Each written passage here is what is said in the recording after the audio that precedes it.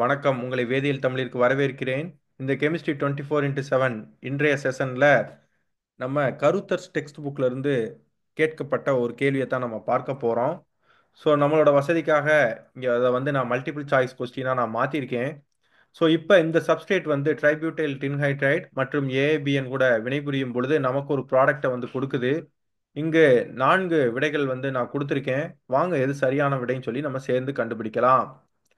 So நம்ம இந்த ப்ராப்ளத்தோட சொல்யூஷனுக்கு போகிறதுக்கு முன்னாடி நம்ம சேனலில் ஏற்கனவே ட்ரைபியூட்டைல் டின்ஹைட்ரைட் அதனுடைய ப்ரிப்பரேஷன் ப்ராப்பர்ட்டிஸ் மற்றும் அப்ளிகேஷன்ஸை 3 பகுதிகளாக நம்ம பார்த்துருக்கோம். யாரும் பார்க்கல அப்படின்னா டிஸ்கிரிப்ஷனில் லிங்க் இருக்குது, பாருங்கள். சரி, நம்ம கேள்விக்கு வருவோம். இங்கே ட்ரைபியூட்டைல் டின்ஹைட்ரைட் மற்றும் ஏஏபிஎன் முதலில் இரண்டும் வினைபுரியுது. அப்படி வினைபுரியும் பொழுது நமக்கு ட்ரைபியூட்டைல் டின் ரேடிக்கல் நமக்கு உருவாகுது.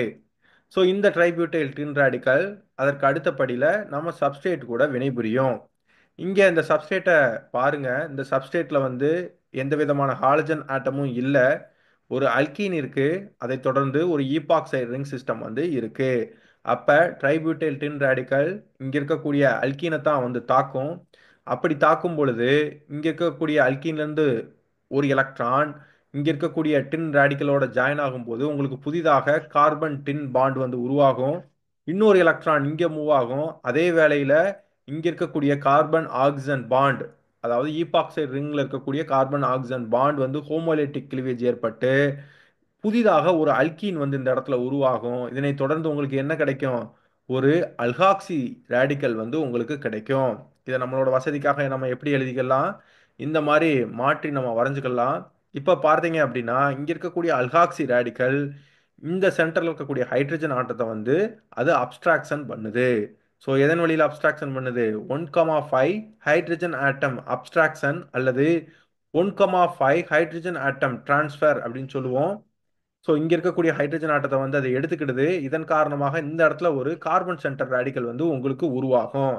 உங்களுக்கு ஒரு கேள்வி வரலாம், ஏன் பர்டிகுலராக 1,5 ஹைட்ரஜன் ஆட்டம் அப்ஸ்ட்ராக்ஷன் நடக்கணும், ஏன் 1,4 ஏன் 1,3 நடந்திருக்க கூடாதா அப்படின்னு நீங்கள் கேட்கலாம். ஏன்னா இந்த இடத்துலையும் சிஹெச் இருக்கு, இங்கேயும் சிஹெச் இருக்கு.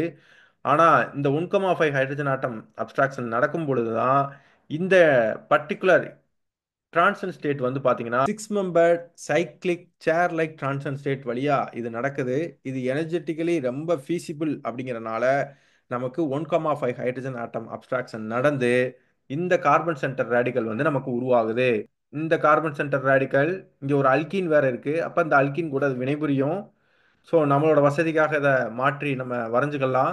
இப்போ பார்த்தீங்க அப்படின்னா இங்கே இருக்கக்கூடிய கார்பன் சென்டர் ரேடிக்கல் இங்கே இருக்கக்கூடிய அல்கீனை தாக்க போகுது.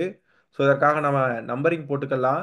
ஸோ நம்ம ஏற்கனவே பார்த்த மாதிரி தான் ரேடிக்கல் சைக்ளிசேஷன் வினையில் formation of small member ring system தான் ரொம்ப ஃபேவர்டாக இருக்கும் லார்ஜர் ரிங் சிஸ்டத்தை கம்பேர் பண்ணும் பொழுது.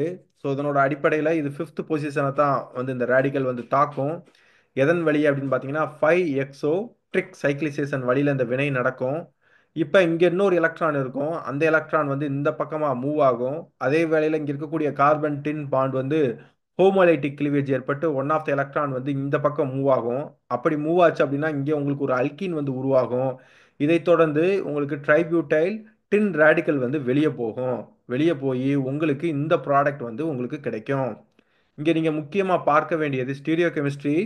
இங்கே பார்த்தீங்க அப்படின்னா இங்கே இருக்கக்கூடிய ஸ்டீரியோ கெமிஸ்ட்ரி எதுவுமே சேஞ்ச் ஆகலை. இந்த ஹைட்ராக்சி குரூப்போட ஸ்டீரியோ கெமிஸ்ட்ரி எங்கேயுமே சேஞ்ச் ஆகலை.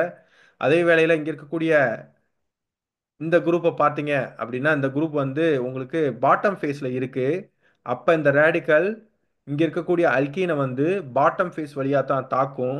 அப்படி பாட்டம் ஃபேஸ் வழியாக தாக்குறப்ப உங்களுக்கு இங்கே இருக்கக்கூடிய ஹைட்ரஜன் ஆட்டம் உங்களுக்கு டாப் ஃபேஸ்க்கு வந்துடும்.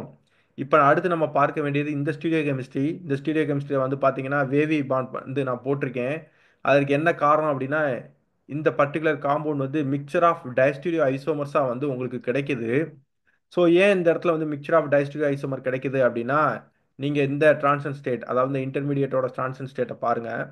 ஸோ இங்கே இருக்கக்கூடிய ரேடிக்கல், அதாவது இந்த ரேடிக்கல் உங்களுக்கு பாட்டம் ஃபேஸ்லேயும் இருக்கலாம், அதே வேளையில் டாப் ஃபேஸ்லேயும் இருக்கலாம். ஸோ இதனோட அடிப்படையில் நம்ம பார்க்குறப்ப நமக்கு மிக்சர் ஆஃப் டயஸ்டிரியோ ஐசோமர் வந்து நமக்கு கிடைக்குது. சரி, வாங்க கேள்விக்கு போகலாம். இது வரைக்கும் நம்ம விவாதிச்சதோட அடிப்படையில் பார்க்குறப்ப இங்கே கொடுத்துருக்கக்கூடிய விடையில மிகவும் சரியான விடை வந்து ஆப்ஷன் பி தான். ஸோ இங்கே ஒரு நான் ப்ராக்டிஸ் ப்ராப்ளம் கொடுத்துருக்கேன். இந்த ப்ராக்டிஸ் ப்ராப்ளம் வந்து எதை பேஸ் பண்ணது அப்படின்னு பார்த்தீங்கன்னா 1,5 ஹைட்ரஜன் ஆட்டம் அப்ஸ்ட்ராக்ஷனை பேஸ் பண்ணது. உங்களோட ஓய்வு நேரத்தில் இதை முயற்சி செஞ்சு பாருங்க. இதனோட விடையை வந்து நம்ம சேனலோட கம்யூனிட்டி டேப்ல வந்து நீங்கள் பார்க்கலாம். உங்களுக்கு இந்த எக்ஸ்பிளனேஷன் பிடிச்சிருந்துச்சு அப்படின்னா லைக் பண்ணுங்க, ஷேர் பண்ணுங்க, கமெண்ட் பண்ணுங்க. இது வரைக்கும் யாரும் வேதியியல் தமிழ் சேனலுக்கு சப்ஸ்கிரைப் பண்ணாமல் இருந்தீங்கன்னா சப்ஸ்கிரைப் பண்ணுங்க. மீண்டும் இன்னொரு கேள்வியில் சந்திக்கும் வரை நன்றி நண்பர்களே.